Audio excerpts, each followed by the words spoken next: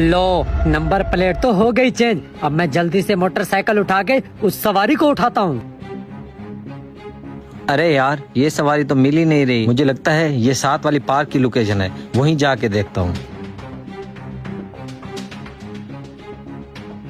यार इतनी देर हो गई है, अभी तक बाइक क्या नहीं आया। नंबर मिला लेता हूँ। अरे यार, इस सवारी वाले का तो अब नंबर भी डायल नहीं हो रहा। ये बाइक तो नहीं है, उसका नंबर तो 1248 था। हाँ अंकल जी, आपने ही बुक की थी ना बाइक? हाँ भाई, बहुत देर लगा दिया आपने। ओ हाँ अंकल जी, रास्ते में थोड़ा मसला था। आप बैठे, मैं जल्दी से छोड़ता हूँ आपको।